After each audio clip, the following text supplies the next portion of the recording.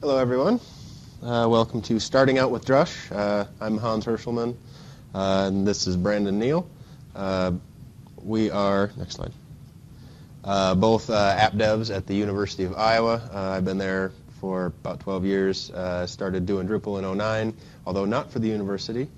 But I do run the Drupal users group for the university, and I'm also a part of the Drupal Hawks group, which is the Eastern Iowa Drupal users group.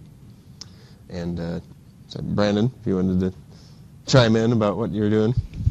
Yeah, I've used Drupal since 2009. I created the UNI Drupal group at the University of Northern Iowa, and I just started in an app developer position for the University of Iowa. Okay. So we are here today to talk about Drush, which stands for, simply enough, the Drupal Shell. How many people are familiar with what a shell is? Okay. Well, for those that aren't, if you're old enough, you'll remember what DOS was, the command prompt. A shell is basically a place that you can execute commands in a textual fashion. And for this, Drush was brought about because there were plenty of things that you could do programmatically with Drupal that there just wasn't a real good interface for. Instead of having to write a PHP script or something every single time you want to do something, it was thought, well, wouldn't it be nice to just have a collection of scripts that we can just execute like we would execute things in Linux or inside the bash shell. So voila, Drush was born, I believe, or circa Drupal 4.7, and has gotten progressively more involved since then. There's three major components to Drush itself. There's the core components, which mostly deal with the interactions of Drush and the Drupal core module, core set of modules. There's the project manager, which helps you to update and manage and download, among other things, the different projects that and modules you can add on for Drupal, as well as distributions and a few other things that are a little bit beyond the scope of this talk. And then lastly, there's the SQL component, which it gives you hooks into the back end of Drupal, and where you can actually set variables inside the database, do server dumps, and even go so far as to migrate data from a local system to a remote system, or vice versa, or multiple places. There's some pretty interesting things that I know that they're doing at the U with deployment strategies there. Who has used Drush already? Okay. Next item. So one of the things that we wanted to show was how to get Drush onto your system. It's not severely difficult, but there are a little bit of quirks that you have to go through to try and get it on, depending on your OS setup. So I'm, like many people here that I can see with all the shiny little white apples, I'm on a Mac. And a very popular thing to use on a Mac is MAMP, which is the Mac Linux, or actually, instead of LAMP, like where it's Linux, Apache, MySQL, and PHP, it's Mac. But to install with this, you end up having to do a couple of little hoop jump throughs to get things to work properly with Drush. How I personally did it was, in order to keep it easy to manage, and I can always find it, I installed it just to the home folder, my own home folder, and then updated my bash profile to include the Drush path and the path to MAMP in PHP, as well as you have to add a link to the MAMP MySQL installation. Otherwise, none of your SQL commands will work. Went through a couple iterations of this before figuring out that this is the way to do it. I had to Google around quite a bit to find out why things were not working. Let's see if you want to bring up. Do you have you're set up with bash profile. So just give you a little of how this. So most everything you're going to do with Drush, you're going to do in the terminal. So let's see. Are we in your home folder? Yeah, it looks that way. Okay. So I'm listing all the files in his home folder. Here he's got the bash profile file. That's what I was talking about. And so if we do a nano of that, we can see that he's got his paths all set up so that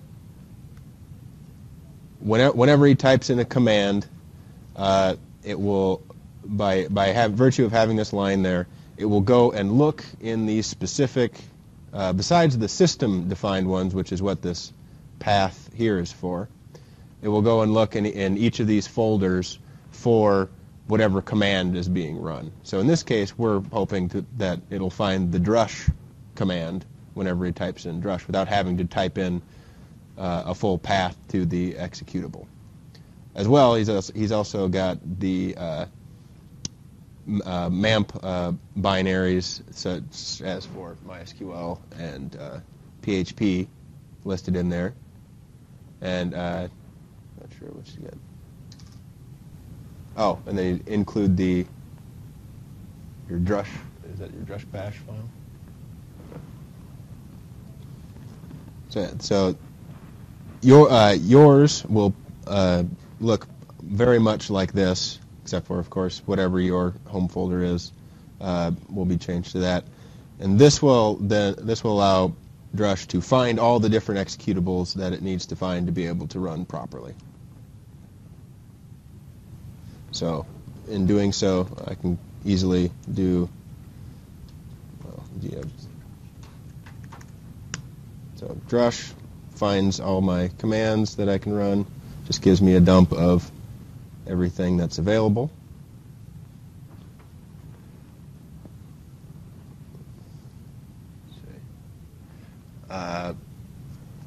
But of course, first, before all this, you'll want to go out to Drupal.org, project, Drush, which is where you will find Drush itself. There are multiple versions currently available, but I have found that 5 is certainly where you want to be. I think there's some deprecated functionality if you're running older sites that would be available in some of the older ones, but anymore, there's a lot more to be had in Drush 5 than the previous versions. Where's that at? Can't see preview. Oh, that's right. You're in PowerPoint.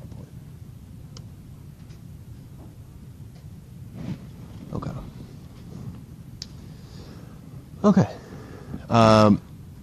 But I guess, and the last thing is if you're not using MAMP, if you've actually got it set up so that you have a PHP install and Apache install, a la a Linux installation on your Mac, you can go right ahead and do the Linux style install, where download Drush.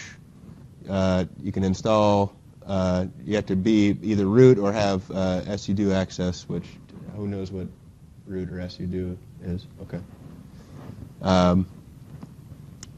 So running those commands, and then you basically copy the folder for Drush to user share Drush, and then you add a symbolic link into the shared folder to Drush, which follows this command exactly, and then you're basically at the same place that we were with the MAMP installation. So if you're running Linux, it's a lot easier to get in than having to deal with the single stacks. It is also theoretically possible to get this all working correctly with the Acquia Dev Cloud stack, but I do not have that one put together. I will probably have to do that for some later talk. You can also get it for Windows. It does, however, have some limitations, not the least of which being if the SQL Server setup, because it can go against SQL Server, which is what most people would end up having it installed on Windows for. But there are big differences between the libraries for MySQL and SQL Server that cause a lot of the different commands to fail. If there's anybody here that's using it, please, I'd love to talk to you about this, because I know I have interest from other people at the U that wanted to try this out, but I didn't really have a background to give it to them. Some important file areas to remember. In your home folder, there is a hidden folder called .drush that will have a lot of different settings files in it, including one of these, which is the Drush RC file, where this is where you can set up on a per site basis a bunch of defaults or specific aliases for commands, which is a little bit more of a advanced topic. But that inside of that Drush folder is where you'll find a lot of those. So the basic syntax for Drush is Drush, whatever options that pertain to the command, and then the command arguments. So as an example, the first one there, I want to run the command of project manager update against my site example.com. So by giving it the option of L and then the full address, and then PM update, that tells it to please go out and give me a list of all the updates that are available for that site. The next command is a simpler one. It's just please download the views module, but I want the development branch of that module. So --dev tells it to go out and download the development. Without that, it will download whatever the latest head revision is. So I can't remember what it is for views right now, but that was what would be what it would come after. So getting directly into project management commands, there are quite a few. And if you get tired of having to type all these things over and over again, there are shorthand commands for all these, which are in the parentheses next to them. So PM enable, you can enable extensions without having to go into the modules folder and click all the little check boxes.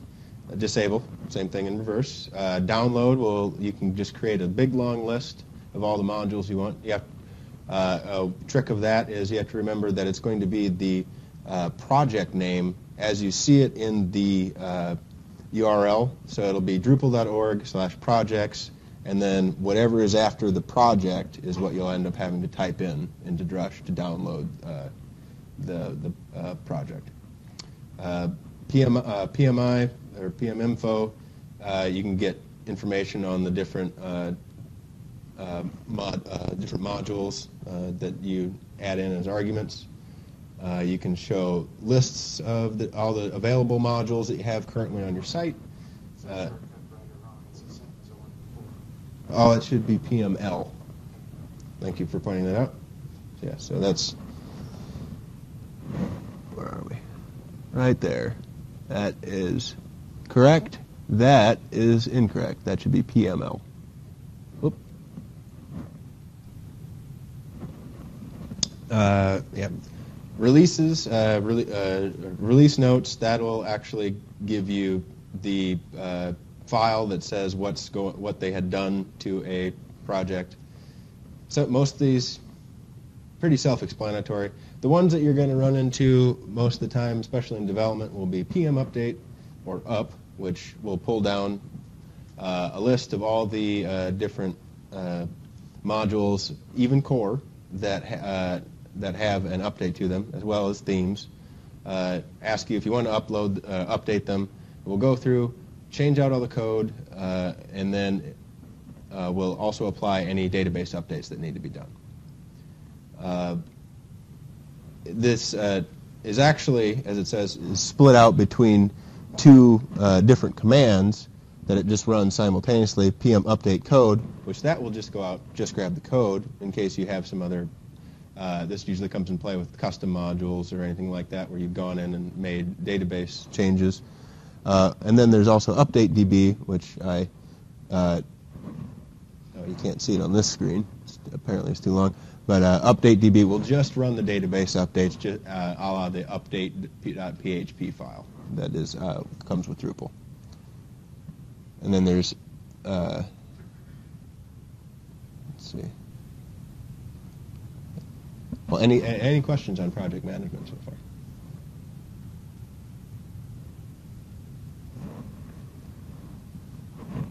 This is making sense to people. Okay. Yes. So on the previous slide, site. So, like, how do you get access to? So you obviously have to use Drush to log in. No. No. Well, what it's going to do is on this, it's expecting you to be local at this point. Okay, so this is all local. Yeah. You can't be using Drush. You can't be using Drush for a live site that's not. We'll get to that. We'll get to that. Yeah, there's some trickery there that you have to do involving aliases. But this is just saying, normally you're going to be on the server that you're dealing with, like either remoted in or on a local development instance. And what that'll do is, so on my local instance, when I resolve that address, it's going to resolve back to where the particular site that I want to work on. There's different ways of doing that too. There's also URI, or is it -- URI equals, and it does the same type of thing. I don't think you have to put HTTP on it. That's the only difference. Any other questions? Okay. Otherwise, I believe we are on to core Drush commands, which I will hand over to Brandon. Yeah, I'll keep using it. Just be careful because they're full slide. It'll fall off. Okay. So,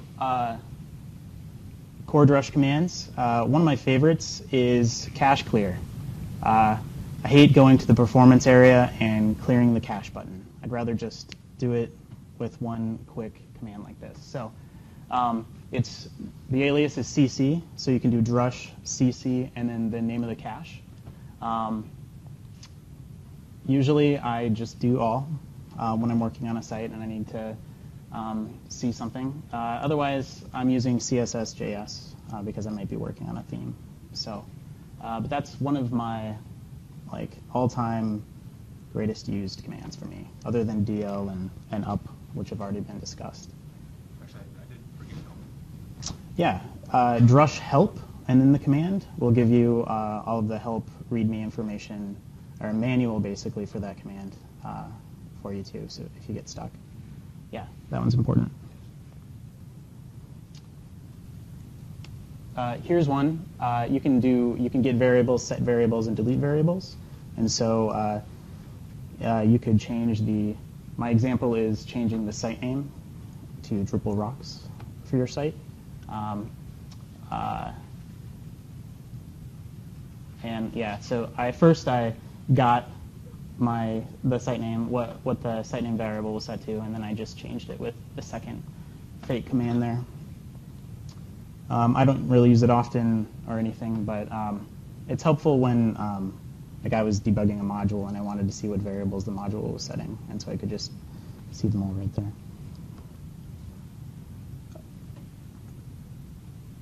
Cron, if I want to run cron, I can do it with Drush, with Drush cron.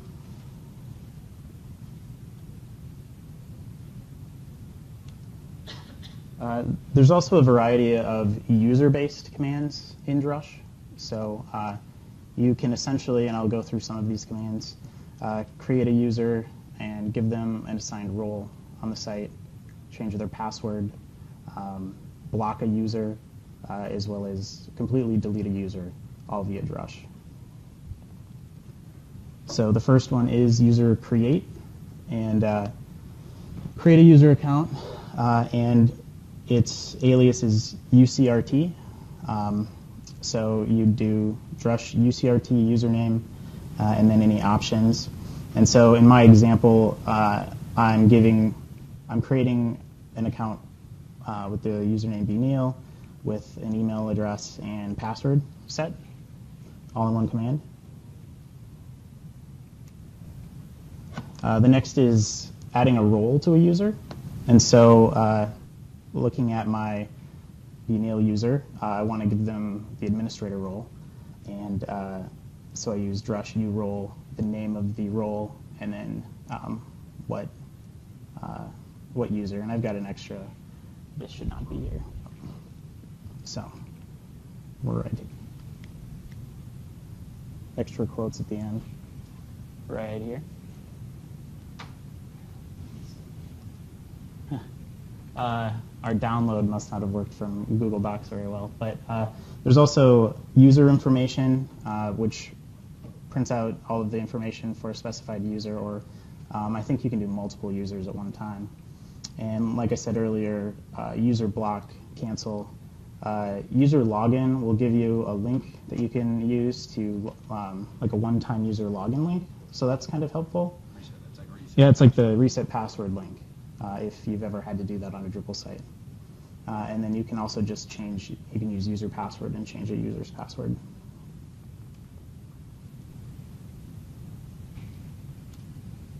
So you can use Drush as part of a deployment process. And I think that's kind of what you were alluding to earlier. Like, how do I access a site that's perhaps remote? And so hopefully you've got those multiple environments and you're not just always doing things on your production live website. And so you could have, here's an example of what we do at work. We have 4 environments: our local environment, a development server, a test site, and then production.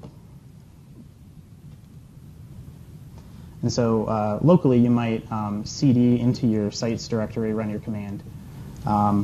And remote, you could SSH into the server, cd into its directory, and then run the command with Drush being installed on that server.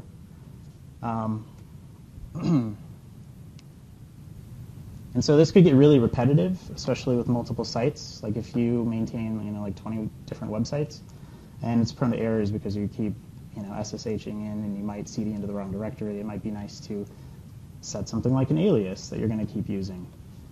So this is what I think of aliases like. We don't need roads. We're just going to create our alias file and access any of our sites that we need. So what's a site alias? It's a short name for a local or remote Drupal install.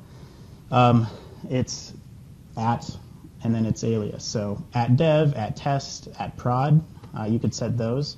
And it's used before the drush command. So you'd run drush, your site alias, and status. It's in replace of, like he was using earlier with the site example.com. You can use that. You can use an alias in replace of that.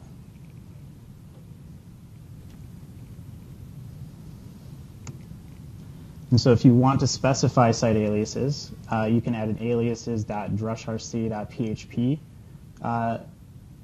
script to your home directory. And here's an example of what that may look like for one alias. And so I'm specifying the dev alias, and you have to give it a root and URI. And the root is its local root. And let's see what next. And so that's a good way to, like, you can set this aliases file, and it can include as many aliases in there as you want. And so, let's say that you've got one site, and this might be useful for one site, and you've got 3 different servers that this site lives on: your dev and your test and your production. And so you could have your dev one, you could have your test one, you could have your production one there. But what if you've got multiple sites. This one file could get pretty confusing, especially if like you're just using dev, like, well, which dev is this? So Drush has an answer to that, and it's group site aliases.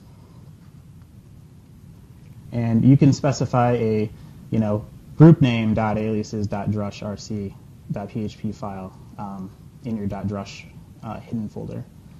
And so what that does is lets you essentially scope, and you can still call your alias dev and live, but yeah.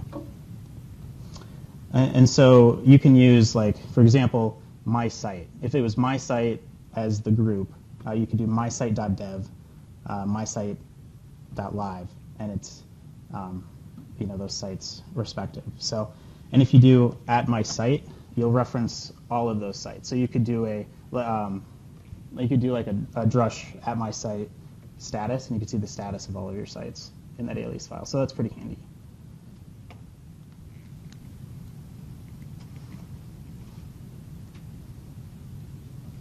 You can view all of your site aliases by running drush sa, and that'll just print a list of all of those alias files, and then which ones you have access to via aliases. And so site aliases make it a lot easier to specify which site you want to run a command to, and even run commands that deal with two different sites. So are there any questions so far about site aliases? Yeah.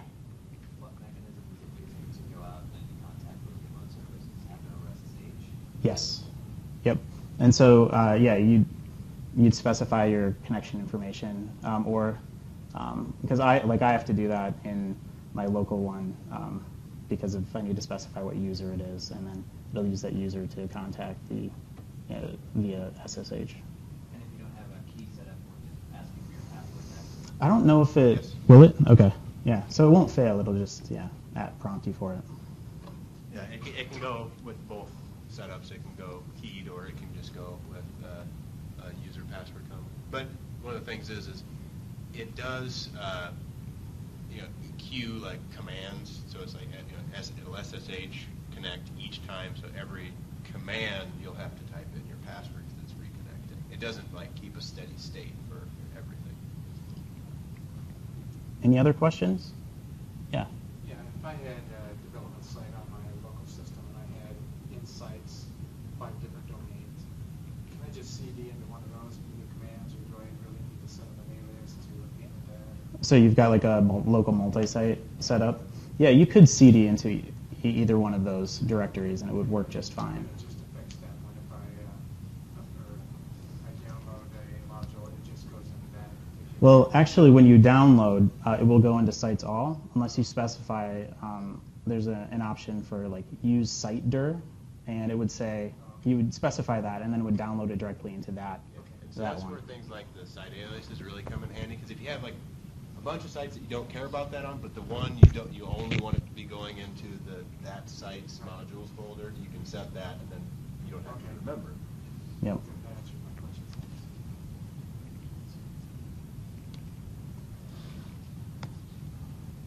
So some cool commands that you can use between these aliases, between any Drupal site using Drush, really. One is rsync, and so you could rsync any of your site files between sites. And so Drush rsync, you could be rsyncing from dev to stage. That's my example here. And it's super useful for files. That's what we use at work. So let's say that the rest of your code, all of your modules, themes, and everything, it's all in a, let's say you use Git for version control, but you don't want to use version control for your files.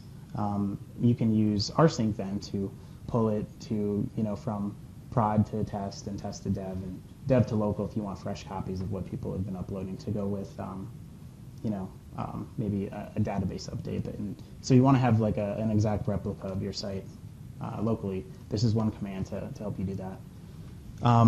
My bottom example, and that's what my bottom example shows, you can specify %files, and it will just pull down the files directory. Do you have to set that in? You can set it in the alias file, but I don't think you have to. It will realize where files is. Yep. Question? Yeah. That's just related to files, correct? That was like MySQL. No. Right. No, just files. Yep. With files, if you have a very large folder, is there also a way to compress at the same time and download? I believe. So you're actually, everyone knows what rsync is, the actual program. It's actually using rsync. So you can pass all those options that you would pass to rsync in with it. It's just a friendly Drupal wrapper Right. around it.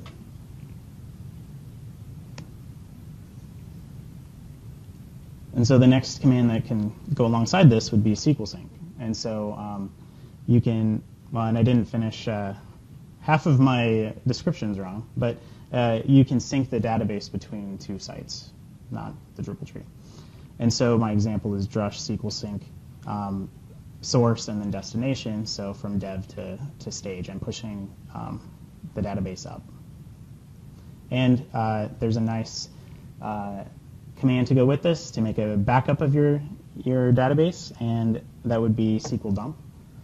And you can use result file to dump that backup for you. Also dump to screen. Yeah, it will dump to screen. That's what it does by default. So the first time you do that and you don't realize it, it's kind of like, whoa, what's going on? So result file is something that is useful for me. Otherwise, you can set up in your alias file also the directory that you want those to go to. So otherwise, I think they just go into like a Drush backups folder.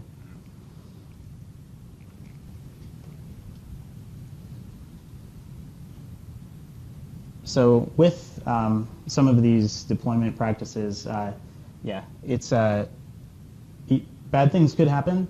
For example, if you did Drush SQL sync dev to prod and you didn't want to do that, you didn't want to overwrite your production database with your dev database. And so there's a few different ways you can avoid that from happening.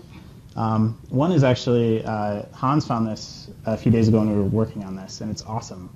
You can use command-specific options per alias to have certain things happen for certain aliases. So for example, you may just want, there's a simulate option that you can use that will just print out what would happen on the screen instead of actually doing the command. And so for your prod alias, you could set simulate. So if you tried to do this dev to prod SQL sync, it would just simulate it for you and not actually overwrite your production database. Oh, sorry. So yes, I'll take a few seconds to let you look through that again.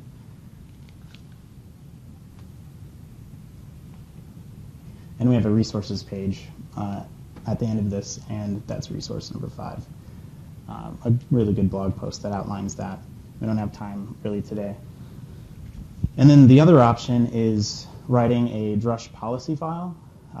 There's information about that also on drush.org, which is where all of the documentation and example files live for the Drush project.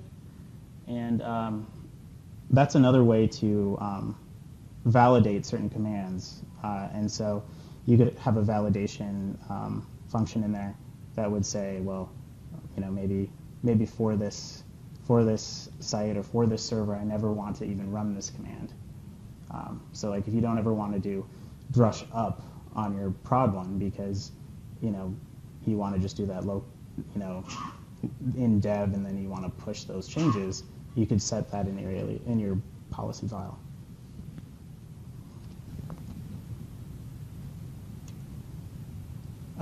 This actually just came into Drush 5. It was a separate contrib project, but it's called Drush Make. And I used to use it a lot when I was at UNI.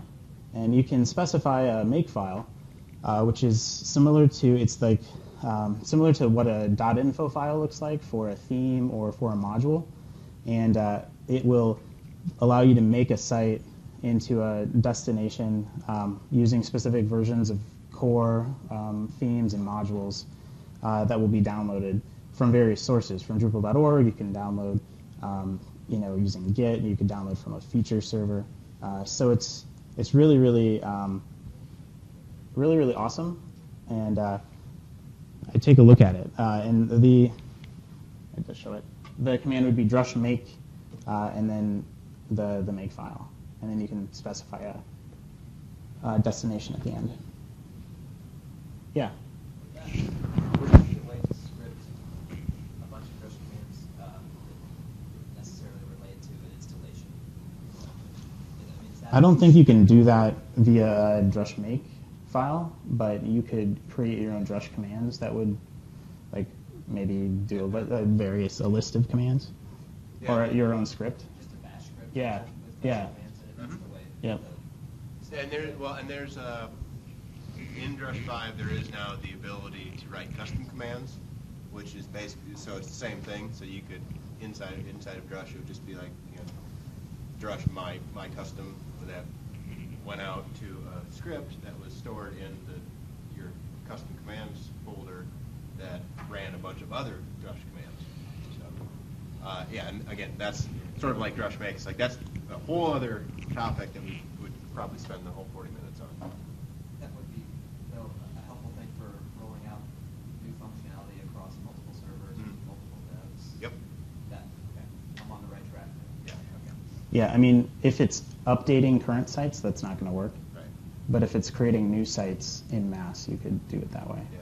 I mean, Drush Make is it's basically a manifest. You know, it lists out everything you want. As far as setup afterwards, that gets into more things like distributions than make files. Make files are just, you know, I just want all this stuff. Please get it for me. There's a lot of cool things you can do with Drush, and here's a few other things. We're not going to go into them. We don't have time, but and a lot of these are new to Drush 5. Site install isn't, but like the last two, Run Server and Core Quick Drupal, it can even like deploy a lightweight web server, and just you can have a development site like that. So You just wanted to show somebody Drupal real quick. Go Drush QD, give it a site name, and poof, you have the site. yeah, but don't use it for production. Yeah. don't expose it to anybody else. So our list of resources, all of this will be on the DrupalCorn website. So are there any questions for either of us?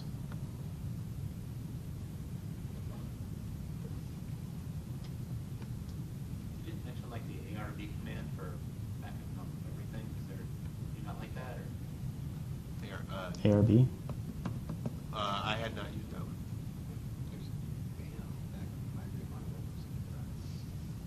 It's supposed to back up your code, your files. And Oh, archive? Like, there's like an archive dump too. Is that the alias for? Okay. Oh, okay. Yeah, I have used that before. Yeah, so what he's referring to is Drush archive dump, and yeah, it will back up everything for your site and put it in a nice little tarball for you. So. And they issue that one a lot before I type Drush up. I'm surprised that they haven't built that in yet. Yeah. Would you like to back up? Well, that's all we've got. Thanks.